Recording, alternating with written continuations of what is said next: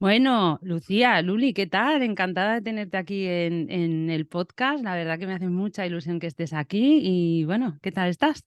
Muy bien, ¿y tú? Muchas gracias por la invitación. Bueno, pues gracias a ti por aceptarla. Antes hablábamos un poquito de lo necesario que es tu proyecto. Además, eso que te contaba que yo vengo del mundo de las finanzas y qué poca educación financiera hay, muy poca. Y luego, pues eso, no sabes dónde acudir, no sabes qué está bien, qué está mal. Así que seguro que la entrevista de hoy arroja mucha luz a las personas que nos escuchan y que nos ven, porque además en este episodio va a salir también en vídeo. Y bueno, pues la primera pregunta de todas es, ¿cómo podemos empezar a ordenar nuestras finanzas personales? Claro que sí. Bueno, a mí me parece muy interesante esto que decíamos antes de esta entrevista, que nadie nos da esta educación que necesitamos, ¿no? Y son de las pocas cosas con las que salimos al mundo real sin tener absolutamente ninguna educación, ¿no? La nutrición también, ¿no? Salimos muchas veces a la vida y no sabemos cómo preparar una comida nutritiva. Bueno, lo mismo pasa con las finanzas. Nosotros salimos a la vida, podemos haber ido al cole o podemos haber ido mismo a la universidad y nunca nos preparan, nunca nos dan una clase de presupuesto, nunca nos dan una clase de cómo negociar un contrato, de cómo negociar un salario, de cómo negociar una hipoteca, como hablábamos antes, ¿no? Entonces, creo que el primer paso es entender eso, es entender el agujero que tenemos de conocimiento, es entender que no sabemos. Entonces, ya si sabemos que no sabemos, es bastante. Entonces vamos a poder empezar a ordenarnos, ¿no? Podemos empezar como con la cuenta del almacenero, ¿no? Digamos, con la cuenta en papel y lápiz de decir todo lo que ingresa y todo lo que egresa. No hace falta hacer algo demasiado sofisticado al principio, pero sí podemos empezar a tener conciencia de que no sabemos, intentar mejorar. ¿Cómo? Primero, anotando. Lo básico, básico, básico es anotar lo que entra y lo que sale.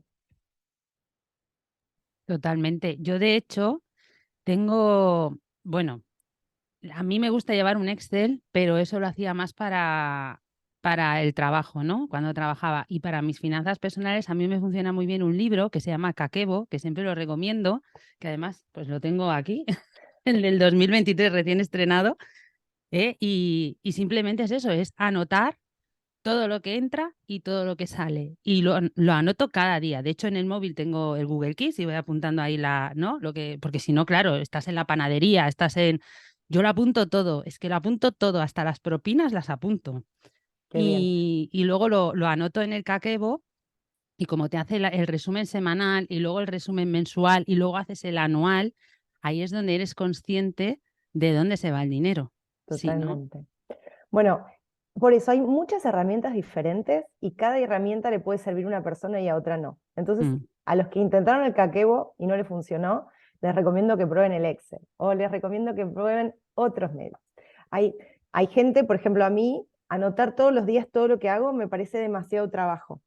Eh, a mí eso, el Kakebo, yo lo tengo también, me encanta y lo recomiendo para un montón de personas, pero para mí en particular no me funciona. A mí como me funciona es tener un Excel y hacer presupuestos y decir, bueno, Mm. por ejemplo, yo en supermercado voy a gastar tanta cantidad de euros. Entonces, lo que hago es abrirme diferentes cuentas, por ejemplo, en todos estos neobanks que hay hoy en día, estas billeteras virtuales, y sé que, por ejemplo, mm, marca X es la responsable de las comidas de la casa. Entonces tengo una tarjeta o la tengo mismo en el móvil y sé que ese banco es de las comidas. Entonces yo sé que no me puedo pasar porque al principio del mes le asigné esa cantidad de dinero a esa cuenta.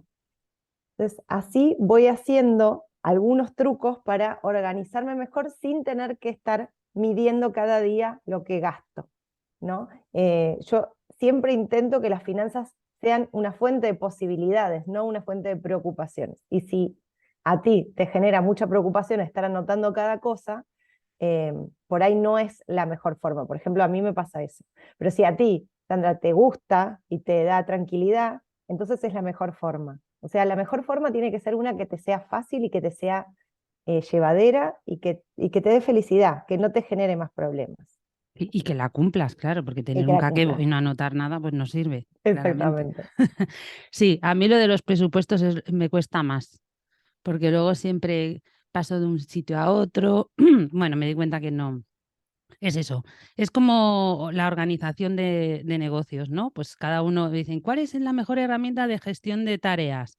Pues la que tú utilices y la que te funcione. Pues si te va bien apuntarlo en una agenda y vas anotando ahí, pues, pues mejor que no tener una herramienta virtual que luego no la utilices, es que es absurdo. O sea que, Exactamente. muy bien. Bueno, y cuéntanos, ¿qué es el cash flow y el fondo de emergencia y por qué son tan importantes? Bueno, el cash flow en sus siglas, o en sus palabras en inglés, es el flujo del dinero, es todo el dinero que entra y que sale de nuestra economía personal, ¿sí? El cash flow es una medida económica. Podemos saber qué cantidad de dinero entró y qué cantidad de dinero salió. Por ejemplo, si sos autónomo, autónoma, y todavía no cobraste alguna factura, eso no entra dentro del cash flow.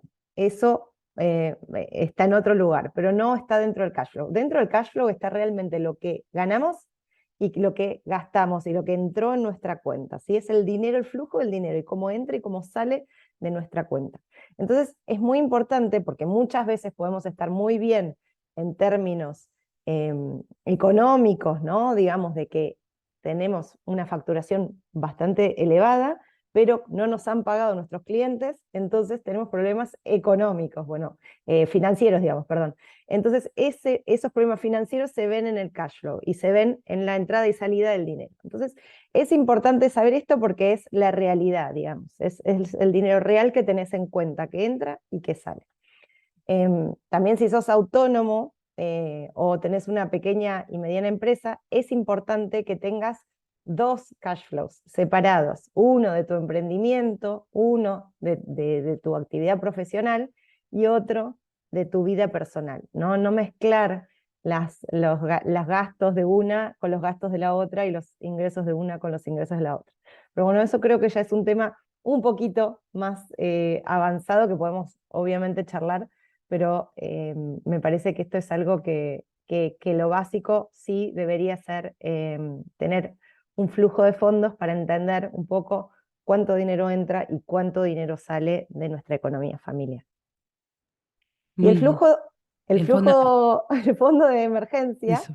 eh, eso es un fondo que hacemos, como, a ver, yo se lo explico a mis hijos, que tengo hijos pequeños, que les digo, es un dinero que tenemos por cualquier cosa. Cualquier cosa significa cualquier cosa importante, ¿no? No significa me quedé sin el presupuesto de pan, entonces cambio de aquí para allá y saco el fondo de emergencia, ¿no? El fondo de emergencia realmente debería ser este rompa el cristal en caso de emergencia, o sea, realmente debemos romper un cristal para entrar en este fondo de emergencia. Por eso siempre lo recomiendo tenerlo en un lugar separado, donde realmente tengamos que hacer un esfuerzo para agarrarlo y no pueda ser para cogerlo, no sea tan fácil como moverlo de un lado al otro, porque si no lo vamos a terminar gastando en patatas y pan, y no es la idea del fondo de emergencia. La idea del fondo de emergencia es tener un colchón, una red de seguridad que nos va a permitir en algún momento de nuestra vida tener un respaldo. ¿Cuál puede ser? Bueno, por ejemplo, nos hemos quedado sin trabajo, o por ejemplo, no nos gusta donde estamos y nos queremos ir, ya sea de un trabajo, ya sea de una relación. A mí me escriben todos los días muchas personas contándome historias que gracias al fondo de emergencia pudieron salir de una relación que no les gustaba, o pudieron irse de un trabajo que no les gustaba, o pudieron mudarse de país, o pudieron dedicarse y poder abrir su propio emprendimiento y tuvieron un par de meses para subsistir sin un trabajo por cuenta ajena. Entonces el fondo de emergencia es un poco para esto, ¿no? Alguna enfermedad grave. Es un seguro que nos pagamos a nosotros mismos para nuestro yo del futuro. Entonces, bueno, para mí es muy importante el fondo de emergencia. Yo siempre cuento que gracias al fondo de emergencia, después de ser mamá, yo me pude ir de mi trabajo, que trabajaba en una multinacional y trabajaba miles de horas, y no sabía qué iba a hacer. Pero gracias a eso, gracias al fondo de emergencia, pude renunciar después, bueno, la historia cuenta que conseguí un trabajo en menos de una semana, pero no importa. Tenía la tranquilidad para poder hacerlo y poder dedicarme y poder estar más tranquila con mi hijo. Así que lo recomiendo mucho, no solo porque sé el impacto que lleva en la vida, sino por los miles de testimonios que me escriben todos los días de personas que han cambiado su realidad gracias a tener un fondo de emergencia. Qué bueno y qué importante, la verdad es que sí, sí, sí. ¿Y tú qué porcentaje aproximado crees que deberíamos destinar a ahorrar, a fondo de emergencia y a invertir? Que después hablaremos de invertir. Vale, mira, vamos a empezar primero con fondo de emergencia, que es lo que veníamos hablando. Para mí, lo importante del fondo de emergencia no es un porcentaje del ingreso, sino es cuánto nosotros gastamos por mes. Digamos, si tú gastas por mes, digamos, 1.000 euros, lo ideal sería que mínimo tengas 3 meses, 3.000 en tu fondo de emergencia. Ideal, mínimo, mínimo, mínimo. Ideal, puedes tener hasta un año o más, si quieres, en tu fondo de emergencia. Eso depende un poco de tu estabilidad económica, de cuán adversa al riesgo seas, de cuáles son tus planes. Digamos, si por ahí quieres dedicarte, quieres lanzar tu propio emprendimiento y quieres tener un salario para mantenerte, por ahí te conviene más 6, 8 meses, ¿sí? Hasta que tu emprendimiento pueda empezar a dar rédito. Pero por el otro lado, si tienes un trabajo muy estable, no tienes intención de cambiarlo, tienes paro, vives en un país donde hay paro, por ahí 3 meses es suficiente. Así que para mí no es un porcentaje del ahorro, sino un porcentaje del gasto anual, ¿sí? Vamos a decir un 30 o un 40% de tu gasto anual. Y este fondo te puede llevar varios años constituirlo, no necesariamente vamos a ahorrar y vamos a poner todos nuestros ahorros ahí. Podemos estar 2, 3 años hasta constituir el fondo total de emergencia de la forma que a nosotros nos gusta. Yo me acuerdo que cuando lo hice la primera vez me llevó como 5 años tener eh, esa cantidad que quería tener, porque también fui viviendo la vida y fui haciendo otros proyectos en paralelo, ¿no? Como que uno no tiene que parar de hacer todo en pos de constituir el fondo de emergencia, sino lo podemos hacer en paralelo a medida que vamos cumpliendo otros sueños de la vida. Y entonces, eso para el fondo de emergencia y para ahorrar y para invertir, porque al Bueno, final invertir también es importante. súper importante. Tanto el ahorro cuanto la inversión, yo no soy una persona muy estricta en el sentido de que entiendo que las finanzas personales son personales y son de cada persona y son reales a cada individuo. Entonces, no tengo una guía que digo sí o sí todas las personas tienen que, bueno, esta regla el 40, 20, 30, no soy de eso. ¿Por qué? Porque me parece que no es igual la realidad de cada persona. Yo creo que sí, una persona, por ejemplo, una madre soltera que tiene 2 trabajos para poder mantener a sus 2 hijos, ahorra un 15% de su ingreso, es un esfuerzo increíble y está haciendo un trabajo genial. Y por ahí otra persona que vive con sus padres y tiene un trabajo en una multinacional. Yo cuando tenía 25, 24, vivía con mis padres y trabajaba en una multinacional. Bueno, yo ahorraba casi el 70% de mi ingreso, ¿no? Entonces, no hay una regla. Yo sí creo que uno tiene que hacer un esfuerzo y sobre todo si uno no tiene el hábito de ahorrar, tiene que hacer como un intento de mejorar ese porcentaje. Pero uno puede empezar con lo que pueda el primer mes, el siguiente mes, y después de un tiempo va a ver que se construye ese hábito y puede empezar si le destinaba 10%, le puede empezar a destinar 11%, 12, 15%. ¿No? A mí me parece que mínimamente un 10% del ingreso mensual lo deberíamos poder ahorrar e invertir, ¿no?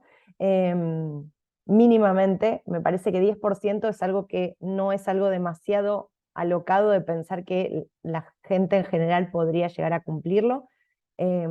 Y tratar el ahorro también como si fuera un gasto más, ¿no? Como si fuera un seguro que pagamos, como si fuera una salida muy importante, un viajecito, algo que no vamos a hacer, pero lo vamos a hacer en el futuro. Entonces, empezar a pensar el ahorro como eso, como pagarle a mi yo del futuro. Y ahora vamos a la inversión, ¿no? La Bien. inversión muchos dicen que el ahorro es igual a la inversión, pero bueno, no es lo mismo. O sea, ahorrar podemos ahorrar y dejarlo en la caja de ahorro, podemos dejarlo en la cuenta del banco. Pero ¿qué pasa? Ahora Europa está encontrándose por primera vez en un montón de años con inflación. Esto que nosotros, los argentinos, conocemos tanto y tan bien. Nosotros hace muchísimos años que no tenemos, casi 20 años que no tenemos años con inflaciones abajo de 2 dígitos. Y este año, bueno, el 2022, lo cerramos con más de 100% de inflación anual. O sea, lo que España tiene en un año, Argentina lo tiene en un mes de inflación. Entonces, estamos muy acostumbrados, lamentablemente, y tenemos mucha práctica en lo que es la inflación. Entonces, estamos entendiendo y aprendiendo también que si no invertimos el dinero y si lo dejamos parado en la cuenta, pierde 10% al año o pierde 100% al año. Entonces, tenemos que proteger nuestro dinero. O sea, la inversión, podemos hacer inversiones. El tema de las inversiones también es que, bueno, da para largo hablar, ¿no? Pero las inversiones podemos usarlas para ganar dinero, o sea, para valorizar nuestro capital, que esas son las inversiones de más riesgo, o podemos usar otros instrumentos financieros que nos van a permitir mantener el valor del dinero, o sea, que nuestro dinero no pierda frente a la inflación. Entonces, ahí vamos a ir por opciones de inversión mucho más conservadoras, donde nunca vamos a perder una gran cantidad de dinero, por más que le vaya pésimo a la bolsa o a los estados. Normalmente las opciones financieras que tenemos acá en Europa son mucho más conservadoras y la probabilidad de un default es algo que todavía acá no se ha visto, por lo menos, bueno, se vio en Grecia, se vio un poquito en España en el 2008, pero no es algo que sucede y es habitual como lamentablemente en mi país de origen. Sí, sí, lo de Argentina es tremendo. Mi hermano estuvo viviendo 5 años en Argentina y yo fui a visitarles y era como increíble ver cómo las cosas de una semana a otra, es que era de una semana a otra, o sea, no te Una lo locura. podías creer. Claro, aquí no estamos acostumbrados a No, eso, ¿no? Y no, ahora, pues ahora que lo estamos viviendo, ¿no? Que nos escandalizamos y el gobierno, pues ahora pues ha rebajado el IVA y tal. Bueno, esas son las medidas del gobierno, pero nosotros como personas, aparte de invertir en esos instrumentos financieros que nos permitan mantener el valor, que no hace falta lo que tú dices, ¿no? Que aumente el valor de nuestro capital, sino que por lo menos se mantenga, ¿qué más cosas podemos hacer con este problema de la inflación nosotros que no estamos acostumbrados? vale. Bueno, hay muchísimas estrategias que uno puede hacer para proteger sus ingresos. La primera es, bueno, obviamente invertir nuestro dinero, nuestros ahorros en activos que, no, por lo menos acompañen la inflación. Después hay muchas opciones que podemos tener de adelantar compras, por ejemplo, de diferentes productos que sabemos que van a inflacionarse, que no son precederos, ¿no? En Argentina, bueno, ya igual no es lo mismo, ¿no? Porque muchas veces las recomendaciones que tenemos nosotros por ahí son con inflaciones muy, muy aceleradas, ¿no? Entonces, por ahí, si yo te digo comprar latas de atún, hoy te va a parecer un poco raro y ridículo, pero nosotros lo hemos llegado a vivir de tener que comprar alimentos no precederos al principio del mes porque sabemos que al fin del mes van a subir. Entonces, adelantar la mayor cantidad de compras apenas cobramos el dinero para poder hacer que ese dinero valga un poquito más. La tercera recomendación es intentar, dentro de como se pueda, mantener el ingreso a medida de la inflación. Por ejemplo, negociar, renegociar nuestro salario, idealmente no todos los meses para tampoco volver locos a nuestros jefes, pero tener algún tipo de revisión, por lo menos anual, de nuestro salario, y si somos autónomos, también de nuestros honorarios, y ver cómo vamos a ajustar nuestros honorarios para encontrar también, ¿no?, el punto de equilibrio de no aumentar demasiado y que caiga la demanda, pero poder mantener un poco el ingreso y que no se nos desbarajuste toda la economía y perdamos poder de compra y poder y estándar de vida por la inflación. Madre mía, cuánto tenemos que aprender. Mira, esto de comprar las cosas al principio y acumular, esto sí que es verdad que gracias a la pandemia aprendimos, porque como era una novedad, ¿no? Sí que es verdad que en la pandemia tendimos mucho a acumular cosas, pero no era por si subían los precios, era por si se acababa. Totalmente, Porque como no sabíamos qué va a pasar, pues... Pero sí que es verdad que es una buena medida, porque si ahora, claro, ahora tú sabes el precio de ahora, pero no sabes el precio que va a tener dentro de una semana o de un mes, y tú estás cobrando ahora. Entonces, sabes lo exactamente. que puedes comprar ahora con el dinero de ahora, pero dentro de un mes o de 3 meses, pues no sabes cuánto te va a costar. Totalmente. Y Sandra, sabes que también van a empezar a surgir productos financieros como cuentas rentadas, cada vez van a haber más, ¿no? Todos los pequeños neobanks y cuentas de inversión van a ofrecer estos servicios financieros de cuentas rentadas, donde solamente tú dejas el dinero y el dinero automáticamente genera algún cierto interés. Entonces, ya hay algunos neobanks y algunos brokers que están ofreciendo esto, pero se va a volver más masivo en los próximos años. Entonces, otra estrategia que hay, que podemos hacer, es, por ejemplo, todo lo que no tenga vencimiento hoy, digamos, imagínate, cobras hoy vas al supermercado y compras los alimentos no precederos, pero todo lo que no venza hoy, alquiler, cole, salud, no sé, lo que pagues, no lo pagues hasta el día del vencimiento. Y en esa semana, 15 días de diferencia entre el día que tú cobras y el día que tienes que pagar, puedes dejar el dinero en estas cuentas rentadas, ¿no? Estas cuentas rentadas se llaman eh, money market o mercado del dinero, que son como fondos comunes de inversión de bajísimo riesgo que se autoinvierten. Entonces, por ahí la diferencia van a ser al principio centavos, pero con el tiempo, con la inversión y si lo anualizas, te va a dar una buena rentabilidad y empiezas a hacer una diferencia. Qué bueno, pues mira, voy a estar atenta a esto.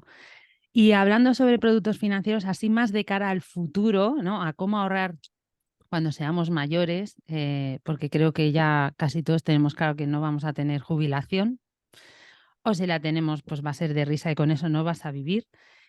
¿Tú qué nos recomiendas? Pues por aquí, por ejemplo, en España tenemos los planes de pensiones, las PIAs, ¿no? Que quizás es un producto menos conocido, pero ¿tú qué crees o sea, qué nos recomendarías? ¿Un plazo fijo o no sé, tú qué crees que sería mejor? Claro. Bueno, es muy bueno esto que traes porque sí, la verdad es que la jubilación del Estado, solamente no hablemos ni siquiera de malas administraciones, que podemos hablar horas, pero solamente por cómo está dándose la pirámide poblacional y cómo está cambiando la pirámide poblacional de las generaciones venideras, no va a haber dinero de la forma que tanto la jubilación funciona aquí como funciona en Argentina y en otros países, donde son jubilaciones solidarias, o sea que nosotros, la población activa, estamos pagándole hoy la jubilación a la población pasiva o a la población jubilada, ¿no? Cuando nosotros seamos jubilados, no va a haber suficiente cantidad de población activa que pueda soportar nuestra jubilación. Entonces, no es solamente por mala administración de los fondos públicos, que también, pero también por una cuestión matemática de la población y del futuro de la población y de la longevidad que vamos a tener nosotros, ¿no? Entonces, me parece muy importante que cada uno empiece a pensar y aportar también a una jubilación.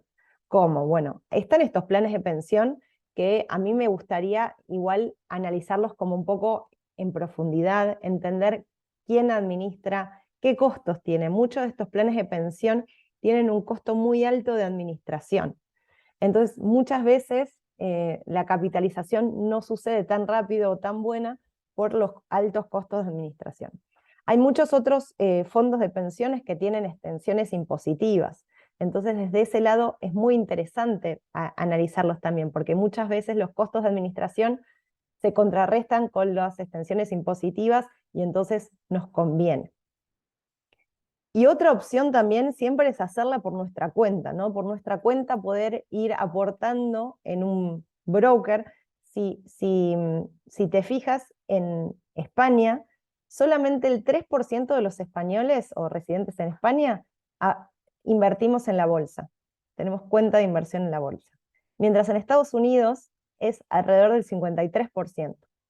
¿Y sabes por qué esta diferencia? No es porque las personas de Estados Unidos sepan mucho más de finanzas, sino que todas las personas de Estados Unidos que aportan a un fondo para tener una jubilación, lo hacen a través de un broker.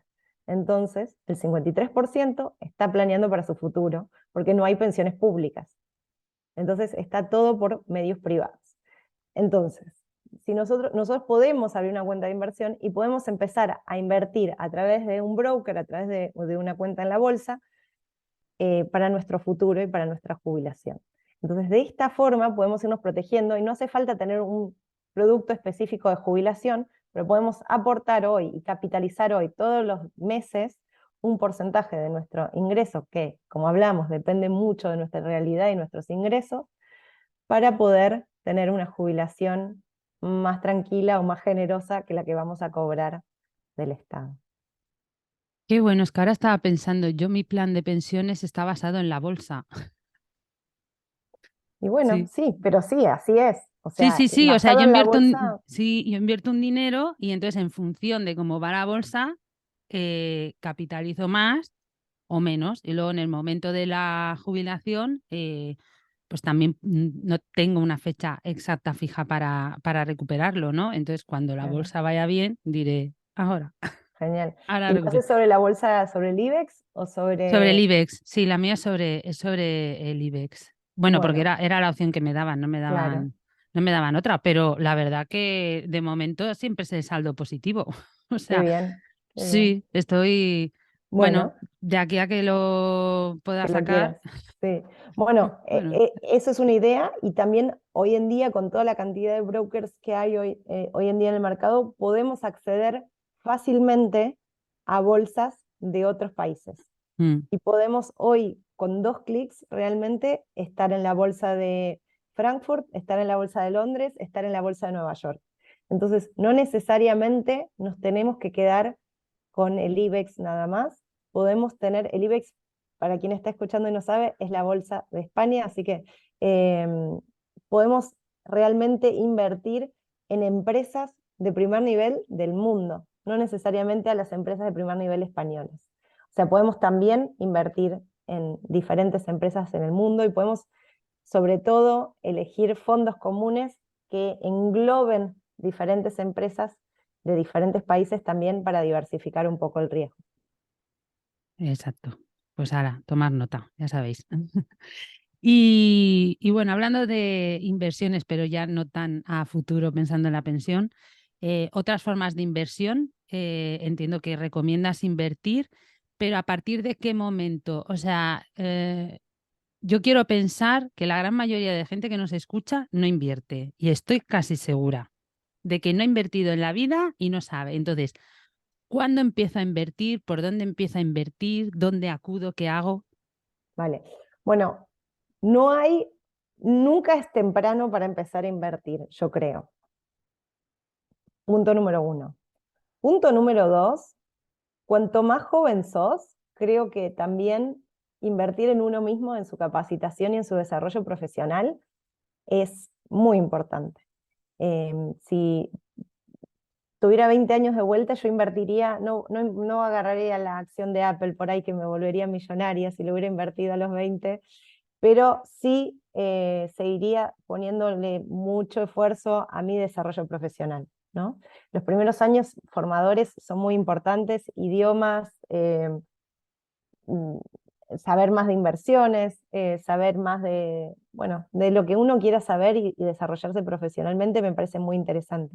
Pero también en algún momento hay que empezar a invertir en activos que nos generen estos flujos de fondo que hablamos al principio, ¿no? Que nos generen dinero, ¿no? Entonces, por ejemplo, comprarnos nuestra casa propia, si bien puede ser un sueño, si bien puede ser una tranquilidad, no es una inversión, porque no nos genera flujo de caja, ¿no? Las inversiones están consideradas como son activos que compramos, cosas que compramos, que nos van a generar flujos de fondos, o sea que nos van a hacer ingresar dinero. Puede ser mensualmente como un alquiler, si tuviéramos una propiedad y la alquilamos, o si tenemos un activo que después se valoriza, como por ejemplo la compra de una empresa. Entonces, yo digo comprar una empresa y la gente se agarra la cabeza y me dice, ¿cómo voy a comprar una empresa? ¿No? ¿Cómo? Bueno, comprar acciones en la bolsa es exactamente eso, es comprar una empresa. Bueno, ¿cómo? Bueno, a través de pequeñas partecitas de la empresa. Entonces yo si quiero comprar la empresa de Apple, la puedo comprar, puedo ir a la bolsa y comprar una partecita muy pequeña de Apple, que es la empresa de capitalización número 1 del mundo, o sea, la empresa que más vale en el mundo. Y además, Apple paga dividendos, o sea, paga como un alquiler eh, por trimestre, que es en realidad las ganancias divididas entre todos sus dueños. Entonces te toca una partecita de las ganancias del iPhone o de la Mac que te compraste, también te toca un poco de esa ganancia. Entonces, hay muchas opciones. También en bienes raíces, digamos, no necesitamos tener todo el dinero juntos para entrar en una hipoteca y comprar una propiedad entera. Hay muchos otros servicios financieros hoy en día, mismo desde la bolsa, que podemos comprar fondos comunes de inversión que invierten en bienes raíces, podemos comprar eh, pedacitos de propiedades a través de crowdfunding inmobiliario. Entonces hay muchas herramientas donde podemos entrar desde 1.000 euros o mismo mucho menos en la bolsa, ¿no? En la bolsa podemos comprar desde, no sé, desde 10 euros creo que es la acción más barata del IBEX. Entonces, no se necesita tener ni grandes porcentajes de dinero ni grandes conocimientos como para empezar a hacer unas pequeñas pruebas de inversión. Exacto, porque si tienes una parte, o sea, pongamos que tienes, yo qué sé, 5.000 euros de fondo de emergencia o 6.000 y luego tienes otros 3.000 o 4.000 ahorrados, sí que puedes destinar, pues de esos 3.000 o 4.000 ahorrados, tampoco te lo vas a gastar todo, pero puedes decir, pues la mitad voy a dedicarme pues a invertir en bolsa, ¿no? O buscar un instrumento financiero que me dé esa rentabilidad, porque luego además tengo el colchón del fondo de emergencia y de la otra parte de ahorro que tengo. O sea, Muy si no, bien. estás teniendo ahí un dinero que no te está rentando nada, que a lo mejor con la inflación encima, dentro de un año vas a tener encima menos con lo que te ha costado ahorrarlo. Entonces, Exactamente. es No es una... solamente que no te renta nada, porque si fuera no te renta nada, yo hasta te diría, bueno, pero bueno, no es tan malo que no te rente nada. El problema es la inflación. La Exacto, inflación es poner, como yo siempre digo, una barra de hielo en el sol. sí, se deshace, tal cual. Muy bien. Y para invertir en nuestros negocios, porque este podcast lo escuchan la mayor parte emprendedoras, eh, ¿cómo empezamos a invertir en nuestros negocios? ¿Qué podemos hacer? ¿Cuál es el momento? ¿Para qué sirve invertir en nuestros negocios? Vale. Bueno, nuestro negocio es uno de estos activos que nos genera fondo de flujos. Es- Espero que ahora les esté generando flujo de fondos, pero si no, en el futuro les va a generar flujo de fondos.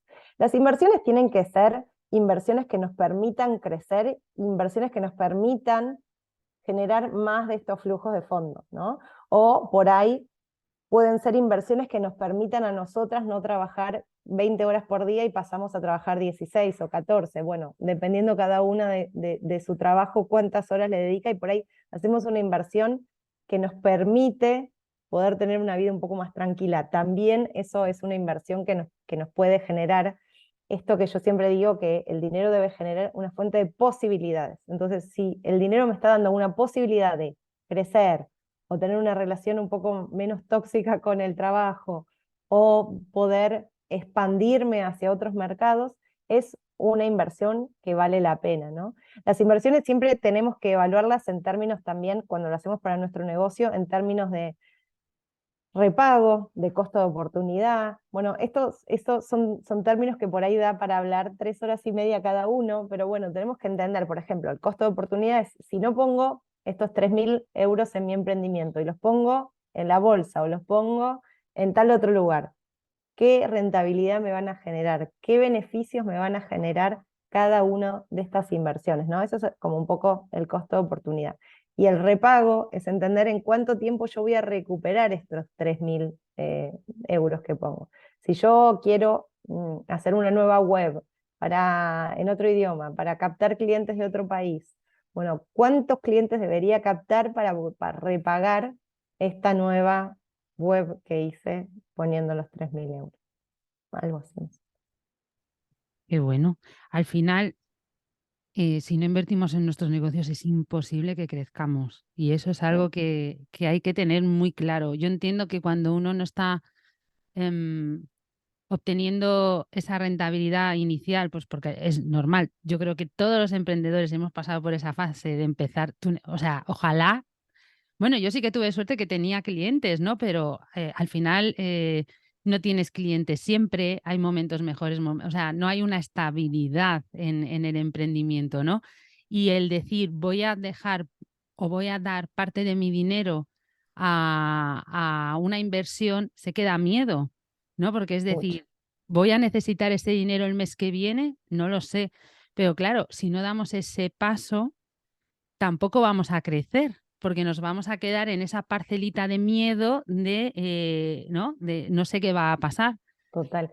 Y sabes que tener un fondo de emergencia para el emprendimiento, diferente del nuestro personal, también es muy importante. Sí. Porque cuando yo tengo un fondo de emergencia de la empresa o de la actividad autonómica que haga, y además elijo invertir, me voy a quedar más tranquila, porque si yo necesito el dinero el mes que viene, o el mes que viene no tengo ni un solo cliente, por lo menos tengo ese fondo de emergencia que me va a sostener y voy a poder, como que yo siento que el fondo de emergencia es una plataforma para tener un poquito menos de miedo, es un paracaídas, es una red de contención del trapecista que está en el cielo, no sé, piénsenlo como les guste pensarlo, pero el fondo de emergencia nos va a dar ese colchón eh, para poder hacerlo con miedo, pero con un poquito menos de miedo, ¿no? Nada, ahora todas aquí a tener nuestro fondo de emergencia. Bueno, yo ya lo tengo. Bueno, qué bien, qué bien. Hombre, Quiero, es que quiero sí. que me envíen todos, si me pueden escribir a mi Instagram, así veo todos sus fondos de emergencia y me escriben y me mandan, me gustaría mucho leerlos. Ah, pues mira, un buen ejercicio. Como en las notas del podcast vamos a dejar tus datos, pues ya sabéis, es muy importante, pues eso, también tenerlo separado, pues porque no es lo mismo si te pasa algo en casa que si te pasa en tu negocio y sobre todo si compartes cuentas con alguien, no es bueno, ¿eh? Que le cojas el dinero de ahí. Entonces, pues eso es muy importante. Y ahora, pues, por ejemplo, digo, venga, pues quiero hacer una inversión y necesito pedir un préstamo o un crédito, ¿no? Claro, es que esto tampoco nos lo enseñan. ¿Dónde voy? ¿Qué hago? ¿Cómo pido un préstamo, un crédito? ¿Qué está bien? ¿Qué está mal? Bueno, exactamente, nadie nos enseña esto y es un tema muy complejo. Eh, Adquirir un préstamo con un banco es una responsabilidad muy alta. Nosotros tenemos que considerar un poco las tasas de interés, ¿no? Esto ya lleva un trabajo financiero por ahí un poco más elevado, de entender unas tasas internas de retorno de nuestra inversión dentro de nuestra propia empresa y compararla con el interés que nos puede cobrar un banco. Entonces, si quieres hacer una inversión realmente importante, yo te diría que te busques a alguien que te asesore. Em, pero así como con cuenta fácil, digamos, podríamos pensar que lo que deberíamos hacer debería repagar, o sea, la inversión que deberíamos hacer debería repagar el crédito y el interés que nos cobra el banco y los costos administrativos que nos cobra el banco, ¿no? Porque un préstamo que pedimos en el banco, si pedimos 100, nos van a cobrar 120, ¿no? Entre el interés, los costos administrativos, el seguro que nos cobran por las dudas que nos morimos y que alguien tiene que pagar y hacerse cargo de ese préstamo que no vamos a devolver. Así que si quieres hacer una inversión importante y quieres buscarte un préstamo importante en el banco, te recomiendo que te busques a alguien que te asesore y que te pueda calcular unas tasas internas tuyas de tu negocio y el repago de esa inversión y que pueda cubrir en tiempo y forma el préstamo. Pero también hay muchas otras alternativas, ¿no? Hay muchas hoy en día ayudas del gobierno para emprendedores, para emprendedoras, y hay formas de poder sacar dinero un poco más barato que el que prestan los bancos, ¿no? Siempre que un familiar te quiera prestar dinero, bueno, entender un poco eso, escribir las condiciones en un documento y firmar el documento también con un cierto interés, aunque sea mínimo, que por lo menos cubra la inflación o algo parecido, eh, formas de cómo lo vamos a devolver, en cuántos pagos, en cuánto tiempo. Cuanto más formalidad le demos a ese préstamo familiar, más fácil va a ser que podamos conservar una buena relación con el familiar o el amigo, eh, porque, bueno, claramente los negocios nunca, como decía Sandra, nunca están asegurados, no tienen estabilidad. Entonces, nosotros hoy nos puede estar yendo muy bien, pero por ahí mañana no sabemos. Entonces, si nos ponemos un préstamo y después la empresa no va como esperábamos, podemos tener ciertos riesgos, ¿no? Bueno, es el riesgo emprendedor, ¿no? Que todo el mundo habla, que es esto, es jugársela a ver si nos va a ir mejor el mes que viene que lo que nos está yendo hoy, y bueno, y esperar y trabajar para eso. Pues sí, la estabilidad aquí es muy complicada.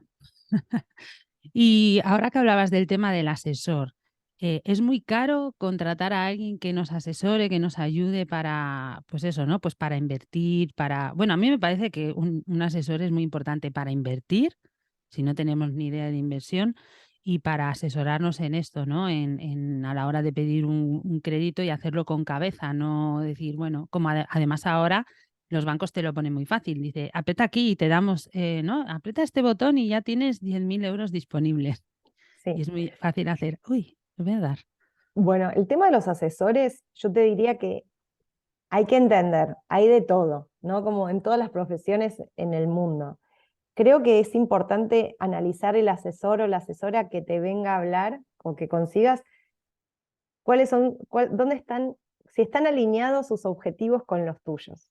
Si esta persona te está intentando vender otros productos, aparte de asesorarte con lo que tú necesitas, para mí eso es una bandera roja, ¿no? Es una llamada de alerta. Si te está intentando vender seguro de vida y seguro de no sé qué, y de desempleo y de jubilación, al mismo tiempo que vos le pediste que te calcule el TIR de una inversión de tu emprendimiento, a mí ya eso me da que esa persona tiene los objetivos alineados a su propia economía y a maximizar los retornos de su propia economía, y no está intentando maximizar los tuyos. Entonces, si quieres un asesor que te calcule cómo sería una tasa interna de retorno de tu empresa, por ahí puedes buscar, no necesariamente es un asesor financiero, puede ser un economista, un administrador, un ingeniero, pueden ser muchas profesiones que lo saben hacer, ¿no? Que tengan buen manejo de finanzas, pueden hacer un contador, pueden hacerlo, no necesariamente es un asesor financiero la única persona que puede hacerte eso. Para invertir lo mismo, para invertir hay gente, hay asesores financieros que cobran comisiones desde los brokers, hay asesores financieros que cobran de las aseguradoras, y hay otros que les cobran a los clientes. Yo prefiero los que les cobran a los clientes, porque tienen los objetivos alineados a que te vaya bien. Si te cobran a ti y tú le pagas a un profesional para que te vaya mejor, y lo logran, entonces van a ser buenos asesores financieros y tú los vas a recomendar con otra gente. En cambio, si donde ganan ellos es que la aseguradora les pague la comisión por venta del seguro que te vendieron, ellos van a querer venderte un seguro, no necesariamente van a querer eh, recomendarte lo mejor para ti. Pero Pues bueno, sí, mira, ya tenéis ahí una bandera roja que sí que es verdad. A ver, si una persona va a obtener rendimientos porque a ti te vaya bien, evidentemente siempre va a procurar que te vaya bien, porque así es como va a cobrar. sí, Qué bueno. sí, sí, sí. Y bueno, y tú recomiendas, ¿no? Hacer, o sea, a mí es lo que hemos hablado antes de empezar la entrevista, que qué poca educación financiera hay y que igual que hay que formarse en una profesión, en idiomas, que también es muy importante, para mí un básico sería la formación financiera. O sea, ¿dónde podemos encontrar esa formación? ¿Dónde? Porque es eso, ¿no? Yo creo que sobre todo lo que pasa es que la gente va muy perdida y no sabe, no voy a entender un curso, va a ser muy difícil. ¿Dónde acudir? ¿Qué hacemos? ¿Dónde buscar esos cursos? Bueno, Sandra, yo creé mi propia plataforma de educación financiera con cursos que son realmente básicos, así como tienen el nivel que tiene, obviamente son mucho más completas, pero tienen el nivel que tuvimos en esta charla. Entonces, si entendiste esta charla bien, mis cursos los vas a entender perfecto, y tengo más de 10 cursos donde más de 25.000 mujeres, mayoría mujeres, hicieron mis cursos y entendieron más de finanzas, de inversiones, de emprendedorismo, y aprendieron cómo manejarse mejor con el dinero. Si quieren algo más, bueno, mi plataforma se llama lulinvierte.com o cursos.lulinvierte.com. Van a poder encontrar todos mis cursos. Son realmente accesibles, tanto económicamente como en el conocimiento. No hablamos en términos complicados. Yo intento realmente desmenuzar temas complejos y hablarlos de una forma donde la mayoría de las personas lo puedan entender, donde sea divertido, práctico y, bueno, y llevadero. Pero si quieres más nivel, bueno, en la Bolsa de Valores de Madrid hay cursos ya bastante más avanzados, pero todo depende, bueno, cuánto es tu interés, cuánto es el tiempo que le quieras dedicar.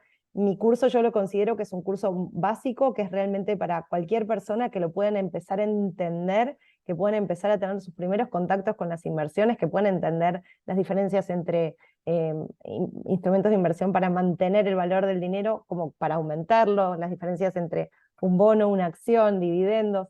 Realmente cubre varios temas bueno, de los instrumentos financieros, sobre todo los instrumentos financieros complejos, y bueno, espero que les guste. Si alguien lo hace, que está escuchando el podcast, que me escriba también, que me encantaría saberlo.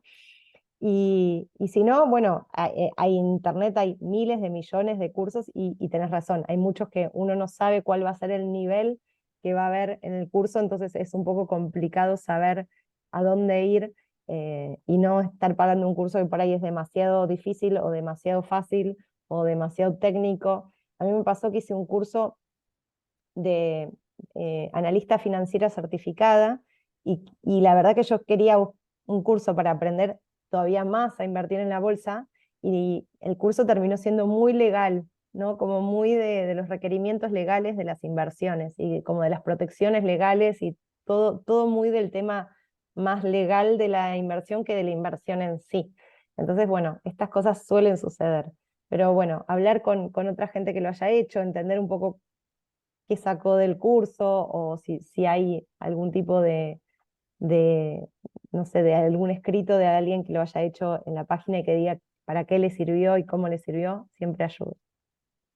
Claro, bueno, yo creo que la gran mayoría tenemos, bueno, yo no, porque yo vengo del mundo de las finanzas, pero son muchos años.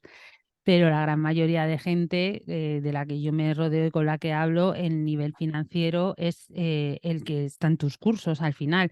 Y yo creo que si no empezamos por la base, entender eso, ¿no? ¿Qué diferencia hay entre una acción y un bono? Que no es lo mismo. Entre un tipo de interés y otro, que es el TIR. Una hipoteca, por ejemplo, ¿por qué hay hipotecas de interés fijo e interés variable? ¿Cuál me conviene más?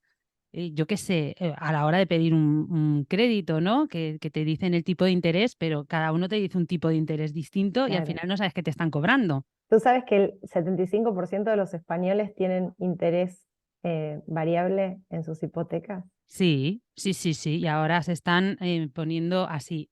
¡Ah! Porque claro, al principio era interés fijo, uff, es muy alto. ¿Por qué? Porque el interés variable está por los suelos, Por los pero suelos. claro, Sí. es que estás pagando a 25, 30, 35 años una cosa Que no que... sabes la inflación que va a haber. Exacto, y el problema es que en España no hemos tenido esa inflación. Entonces, no estamos acostumbrados a entender qué pasa ahí. Sí. Y ahora es un problema y bueno, pues hay que buscar otras vías. Cuando tenemos un problema, pues tenemos que, pues eso, con lo que nos ha dicho Luli, pues los instrumentos financieros que hay para asegurarnos que nuestro dinero por lo menos no pierda ese valor y poder pagar la hipoteca que encima va a ir subiendo. Pues hoy, vamos, nos ha dado un montón de tips y de ideas y de consejos que yo creo que son súper sencillos de aplicar, pero hay que aplicarlos. Era lo mismo que hablábamos del Kakebo o del Excel o de tal, que tenemos todos los instrumentos. tienes que encontrar el que a ti te funcione y el que utilices y crear ese hábito, porque al final crear el hábito es lo que más cuesta Totalmente. realmente. O sea, es Sí, así. Yo, por ejemplo, a mí no me cuesta anotar porque yo, como he trabajado toda la vida en finanzas, yo lo primero que hacía cuando entraba a trabajar era ver el banco y tenía que anotar toda la conciliación bancaria. Entonces ya es algo que para mí es como cierto. innato, ¿no? Es como, claro, durante más de 15 años he estado entrando en el ordenador, entrando en el banco y anotando. Entonces ya es algo que he creado el hábito durante muchos Sí, años y a mí no me cuesta. Por eso a mí es lo que me funciona, pero tú tienes que ver lo que a ti te funciona y sobre todo correcto. hacerlo. O sea que bueno, dejaré todo el tema de tu web para que vean los cursos. De verdad, de verdad, de verdad, que la educación financiera no es aburrida. O sea, vivimos de lo que ganamos, que nadie vive del Totalmente, aire. totalmente. Entonces, me parece imprescindible asesorarnos bien, entender bien cuando alguien nos dice algo, entender bien qué es la inflación, porque yo creo que hay gente que hasta que no ha pasado esto no entendía qué era la inflación. Es un concepto muy difícil de entender, ¿no? De realmente, ¿no? O sea, yo le explicaba años anteriores a diferentes amigos de aquí que ibas al mercado y que no sabías cuánto te iba a salir. Real, no sabías cuánto te iba a salir la leche y los huevos, y por ahí comprabas lo mismo que siempre. Y un día te salió 20 euros, al día siguiente te salió 40, al día siguiente te salió 120. Y no sabías cuánto dinero tenías que llevar. Eh, bueno, y esto genera un montón más de cosas, como por ejemplo que mucha parte de la economía se vuelva eh, negra, como decimos, ¿no? Como que no esté declarado, entonces mucho dinero pasa a ser en efectivo, muchos pagos son en efectivo. Entonces ir al mercado con pilas así de dinero para pagar la compra, Sí, porque encima en Argentina no tenéis billetes grandes. Que yo no, cada vez, claro, yo cada vez que ibas a cenar o algo, tenías que sí, llevar unos fajos de billetes que yo decía, ¿esto qué es? sí. Claro, era como, no podía entenderlo. O sea, me costaba asimilar que no hubiera billetes Eh, grandes. el billete de mayor denominación son 1.000 pesos, que 1.000 pesos más o menos 3 euros. Sí, sí, sí, era increíble. O sea, me parecía surrealista, Igual, surrealista. Y luego, claro, para cambiar dinero, eso era ya otra odisea. Cuando otro dice. veníamos con euros, los habíamos cambiado a dólares, porque claro, allí funciona mejor con el dólar. Luego del dólar lo cambiabas al peso. Bueno, y teníamos a mi hermano, que era como el que vivía allí, y Sí, nos iba diciendo, hoy voy a cambiar el dinero porque hoy está mejor el no sé qué. Ahora el danme el cambio. dinero que voy a cambiar. Y tú era Sí. como, "¿Mm?". Bueno, en julio del año pasado estuvimos en Argentina y mira que yo enseño de finanzas, ¿no? Y me dedico a esto y cambiamos, como por ejemplo para 2 semanas, el dinero para 2 semanas y los cambié un jueves. El sábado renuncia el ministro de Economía y el peso se va de 250 pesos a un dólar a 350 pesos a un dólar en un fin de semana. Y yo había cambiado el jueves anterior el dinero, o sea, como que ni eso, o sea, como que yo había cambiado para 2 semanas, tendría que haber cambiado para 2 días y seguir cambiando todos los días, pero bueno, nunca sabes qué día se va a hacer una corrida cambiaria también, ¿no? Como que venía bastante estable hace bastantes meses y desde ahí sigue estable hasta hoy, o sea, fue justo el fin de semana ese, bastante mala suerte también. Pero sí, Ujú. suceden estas cosas. Qué fuerte. No, no, nosotros cambiamos dinero cada. Yo estuve 3 semanas y yo no sé si cambiamos dinero como 4 veces o 5, no sé. Era mi hermano el que nos iba diciendo, bueno, ahora dame el dinero que voy a cambiar. Venga, pues toma. Y luego Toma, venía eso con un montón de billetes, decías, parecía que tenías mucho dinero, pero que va, ibas no, a comprar y enseguida desaparecía. te lo habías pulido. Sí, Muy bien. sí, sí, sí. Bueno, pues antes de acabar, danos un consejo final para todas las personas que nos escuchan. Bueno, este consejo final lo dije ya 50 veces porque es el lema de mi cuenta de Luli Invierte, es el lema de mi vida y del objetivo que yo quiero cumplir con Luli Invierte, que es que el dinero deje de ser una fuente de problemas y se convierta en una fuente de posibilidades. Si el dinero hoy está siendo en tu vida una fuente de problemas, una fuente de dolores de cabeza, significa que tenés que cambiar esa relación con el dinero y que tenés que cambiar la forma con la que como te estás llevando con el dinero y estás tratando el dinero. Entonces, empezá a pensar de qué forma el dinero puede ser una fuente de posibilidades. El dinero es una herramienta y nada más, entonces lo tenemos que usar para eso, para que nos dé posibilidades, para que nos permita mejorar nuestro negocio, para que nos permita mejorar nuestra calidad de vida, para que nos permita tener una jubilación más tranquila. Así que el dinero deja de ser una fuente de problemas y se convierte en una fuente de posibilidades. Ese es mi consejo para el 2023. Qué bueno, qué gran consejo. Y al final es eso, es que perdamos el miedo al dinero. Si el dinero es bueno, el dinero es nuestro amigo. Es que Totalmente. al final vamos a tener que convivir con él toda la vida. No sé, a mí es que me gusta. Sí, Tengo la suerte de que sí. a mí también, a mí Me también. encanta. Yo siempre era de las que contaba la hucha 80 veces. Ay, ¿cuánto tengo en la hucha? O iba mirando el banco. No sé, es que yo creo que ya nací así. Sí, igual, igual, igual. Pues nada, Luli, de verdad que ha sido un placer. Me ha gustado mucho la entrevista. Sinceramente creo que lo has explicado muy, muy sencillo. Creo que se ha entendido todo. Bueno, si no, pues ya nos dirán las personas que nos escuchan que te escriban para hablar sobre el fondo de emergencia que están guardando. Poneros ese objetivo, aparte de ponernos el objetivo de hacer deporte, aprender idiomas, adelgazar y no sé qué, pues oye, poner un objetivo financiero Sí, está súper bien. sí. Eh, Bueno, Sandra, es importante también que mencionemos que los objetivos, ya solo para terminar, tienen que ser, como se dice en inglés, SMART, que SMART es inteligentes, pero SMART significa que los objetivos tienen que ser específicos, que tienen que ser medibles, que tienen que ser alcanzables, que tienen que tener un tiempo y que tienen, o sea, eso es SMART, ¿no? Cada una de las letritas, ¿no?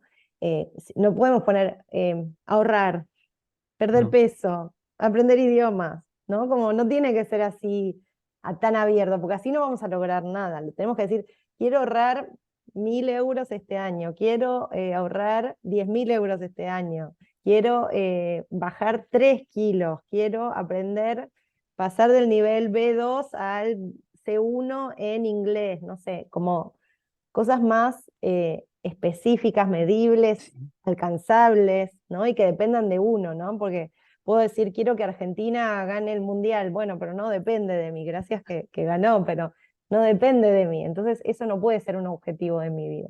Bueno, con las finanzas y con peso y con los idiomas, lo mismo. Tienen que ser objetivos medibles, alcanzables y que los pueda realizar yo. sí. Bueno, yo como apunte final diré que un objetivo que me puse yo hace 2 años y me fue muy bien fue que cada semana ahorraba el dinero de esa semana. Es decir, la semana 1 era 1 euro, la semana 2 eran 2 euros, la semana 3 eran 3 euros. Ya tenía 3 más 2 más 1. Y al final, bueno, ahora no me acuerdo cuánto fue al año, pero bueno, fue un dinero que tuve ahí que luego pues no me acuerdo en qué lo utilicé. Yo creo que le regalé algo a mi hija o bueno, fue un Qué objetivo bien.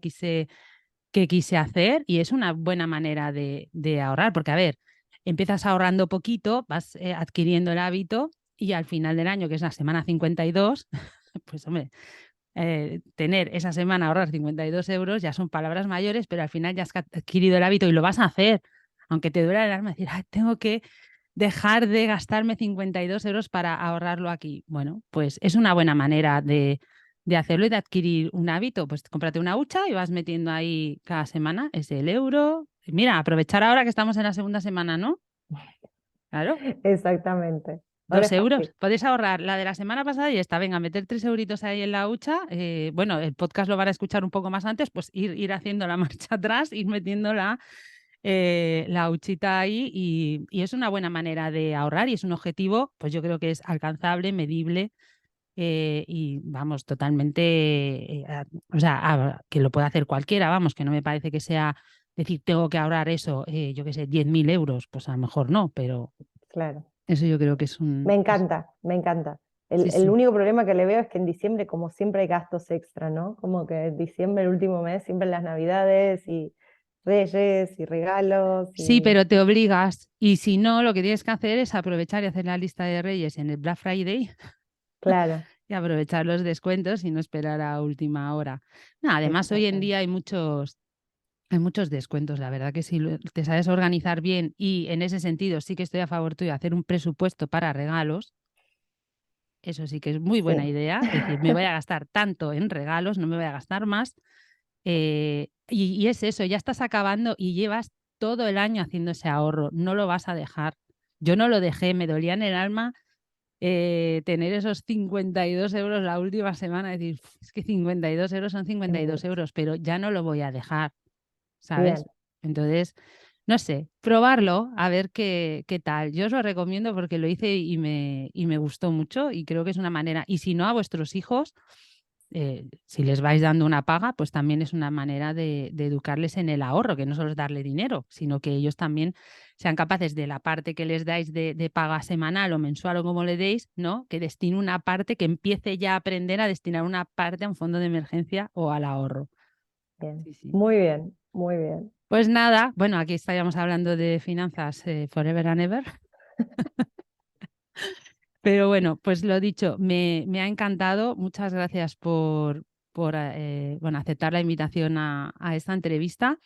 Y nada, te sigo muy de cerca y nada, pues ya seguimos en contacto y muchas, muchas, muchas gracias. Bueno, muchas gracias a ti. Ahí estoy ansiosa por escuchar el podcast cuando salga. Pues nada, un besito. Beso Chao. enorme. Chao.